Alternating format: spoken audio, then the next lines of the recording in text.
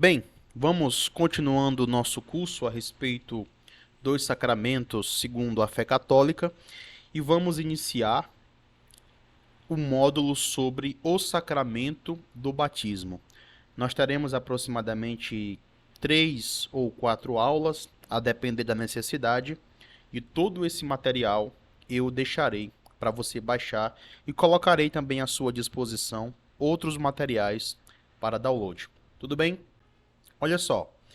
Jesus Cristo veio para lavar a impureza de nossas almas e nos restaurar a amizade divina que havíamos perdido pelo pecado de Adão. Ele é o segundo Adão que veio reparar a iniquidade do primeiro.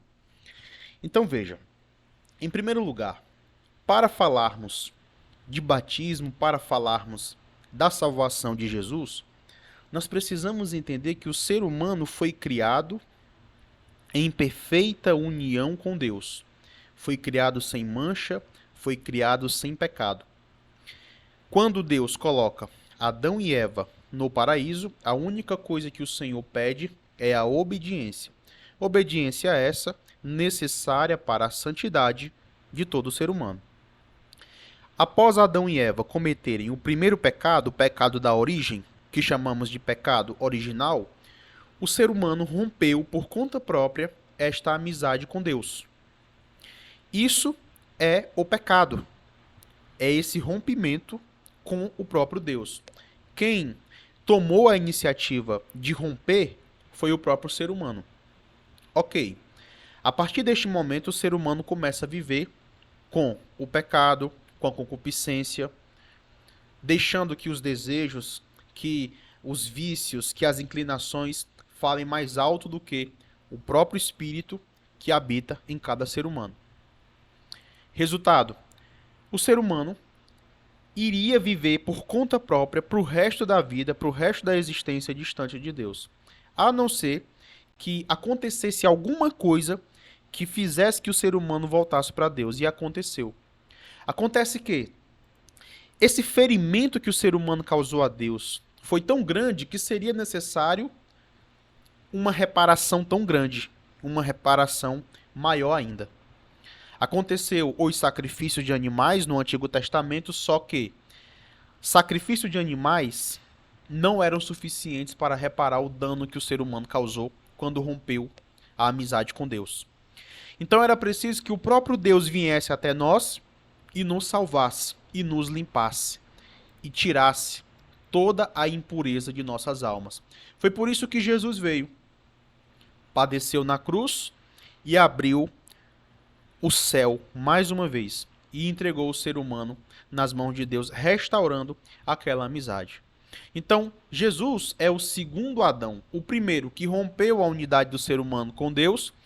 Jesus é o segundo que veio para trazer de novo a unidade do ser humano com Deus. Jesus nos diz no seu evangelho que o batismo é o meio essencial estabelecido para lavar a mancha do pecado original e a porta pelo qual encontramos a admissão em sua igreja, que pode ser chamada de segundo Éden. Para quem não entende como funciona a salvação, Jesus, ao morrer na cruz, ele conquista para todos os seres humanos a possibilidade de salvação. Essa salvação, por sua vez, não é automática. É por isso que Jesus institui o batismo. Por exemplo, uma pessoa nasce hoje, tá? Ela ainda não é filha de Deus, segundo a teologia católica. Ela precisa receber os méritos da crucificação de Cristo. Como que ela recebe esses méritos? Através do batismo. Ao se batizar, tudo aquilo que o Senhor conseguiu na crucificação é aplicado à alma daquela pessoa. Então perceba como não é automático, não basta existir para se dizer filho de Deus. É necessário receber a graça que o Senhor quer nos dar para sermos chamados filhos de Deus. Esta graça acontece por meio do batismo. Na hora que a pessoa se batiza, a culpa do pecado original, ela também é apagada. Porém, a concupiscência, a tendência para continuar no erro continua. Mas é para isso que existem outros sacramentos. É para isso que existe a vida de oração, enfim, a vida espiritual. E é também através do batismo que a gente é admitido no corpo místico de Cristo, chamado Igreja. Tudo bem? Todos devemos nos submeter a um novo nascimento ou regeneração antes de podermos entrar no reino dos céus. A água é um instrumento adequado deste novo nascimento, pois indica a limpeza interior da alma, e o Espírito Santo, o doador da vida espiritual, é o seu autor. É por isso que Jesus diz ao Nicodemos: é preciso nascer de novo, é preciso nascer da água e do Espírito. É preciso de uma mudança de mentalidade, é preciso de uma conversão. E quando a pessoa decide, eu quero me converter, eu quero abandonar o que é velho e abraçar o que é novo, ela recebe o sacramento do batismo, seja adulto, seja criança. Tudo bem? A igreja ensina que o batismo é necessário para todos, tanto para crianças quanto para adultos. E sua doutrina se baseia nos seguintes fundamentos.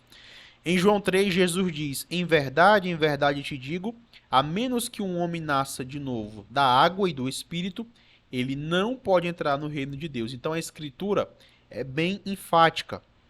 É preciso passar pelo nascimento da água, que é o batismo. Tudo bem? Estas palavras abrangem toda a família humana, sem levar em conta idade ou sexo. Todos os seres humanos da face da Terra, brasileiro, japonês, americano, africano, australiano, europeu, todos são convidados ao batismo. Tudo bem? O batismo é o primeiro e principal sacramento para o perdão dos pecados e incorporar a pessoa ao corpo de Cristo e ser considerado filho de Deus.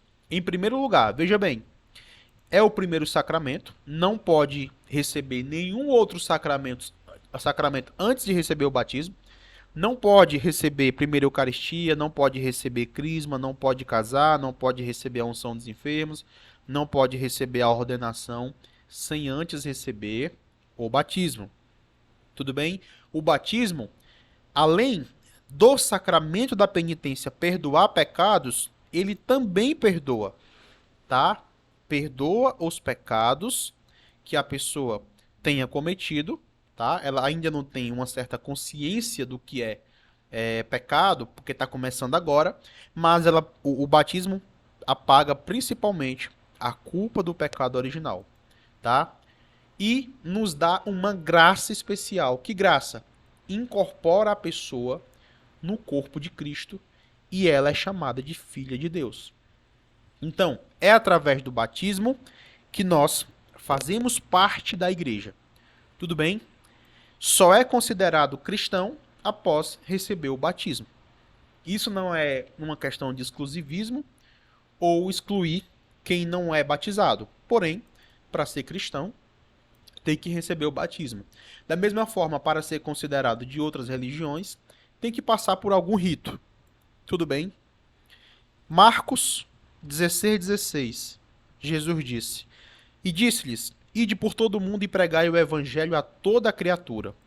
Quem crer e for batizado será salvo, mas quem não crer será condenado. Em João 3, aquela passagem famosa de Nicodemos, tá? Em verdade te digo, quem não nascer da água e do Espírito não poderá entrar no reino de Deus. Atos 16, 31 a 33, crê no Senhor e será salvo tu e tua casa. E imediatamente o carcereiro recebeu o batismo, ele e todos os seus. Atos 10, 48, aconteceu o batismo na casa de Cornélio para a salvação. E também Atos 8, 38, naquela história, né, do eunuco que recebeu o batismo das mãos de Filipe. Estava lendo o profeta Isaías e não estava entendendo. Tudo bem? Por isso que a Igreja Católica ensina que devemos batizar crianças, mesmo elas não tendo noção de pecado, tá? Por quê? Porque o batismo ele não serve só para quem é adulto, para quem tem consciência de querer mudar de vida. O batismo apaga o pecado original e incorpora a pessoa no corpo de Cristo, tornando-a filha de Deus. É por isso que a igreja batiza crianças, tudo bem?